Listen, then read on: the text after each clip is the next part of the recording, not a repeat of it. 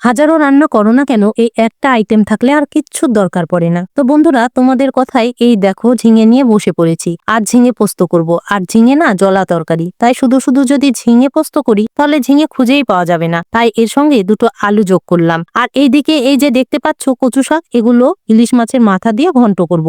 আর এই তোমার কলমি শাকগুলো ভাজা করব। আর এই কুমড়োটাকে ইলিশ মাছ দিয়ে ঝোল করব। আর এইদিকে দেখো সমস্ত কেটে গুছিয়েও নিয়েছি। সবার আগে তোমাদের দেখাবো ঝিঙে পোস্ত করে।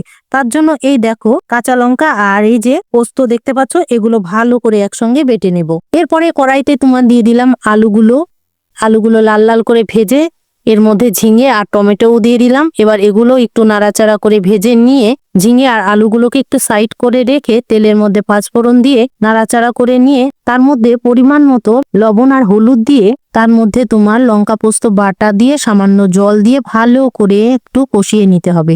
যখন দেখবে তেল ছাড়ছে তখন স্বাদ মতো তোমার দিয়ে দিবে একটু চিনি আর চেরা কাঁচা লঙ্কা। এরপরে ভালো করে নেড়ে চেড়ে নিলেই একেবারে তোমার রেডি ঝিঙে পোস্ত। আর এই যে দেখতে পাচ্ছ বন্ধুরা কচু শাক ধুতে গেলে না হাত ভীষণ চুলকোতে থাকে। তাই আমি কি করি বলো তো, আমি আর হাতটা দিই না। এই যে দেখছো লুচি ভাজার যে ছাঁচা, এটা দিয়ে ভালো করে কচু শাকগুলোকে ধুয়ে নিই। এতে করে আমার হাত চুলকানোর আর ভয় থাকে না।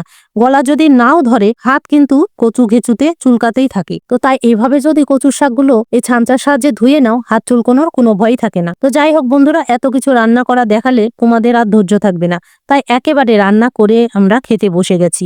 এই দেখো সবার পাতে পাতে ভাত বেড়ে নিয়েছি। আর করেছিলাম কলমি শাক ভাজা, ইলিশ মাছের মাথা দিয়ে কচু শাকের ঘন্ট, আর তেল তো ছিলই। আর তোমার কুমড়ো দিয়ে ইলিশ মাছের ঝোল করেছি। আর তোমার এই যে সেই ঝিঙে পোস্ত। আর পাতে পাতে দিয়ে নিচ্ছি ইলিশ মাছ ভাজা আর মাছের তেল। ইলিশ মাছের ভাজা তেল হলে তো আর কোনো কথাই নেই। এক থাল ভাত কখন যে সাবার হয়ে যাবে বোঝাই যাবে না। আর এই দেখো আমাদের এদিকে না ভাদ্র মাসে কৃষ্ণ ঠাকুর নিয়ে সবার বাড়ি বাড়ি আসে। তো এই তো একটু কীর্তনও শোনা হয়ে গেল। ব্যাস, আজকে এই পর্যন্তই। আর বেশি হলে তোমাদের তো দেখার ধৈর্য থাকবে না। তো রাখছি, ভালো লাগলে অবশ্যই একটা লাইক করো, কমেন্ট করো। দেখার জন্য ধন্যবাদ।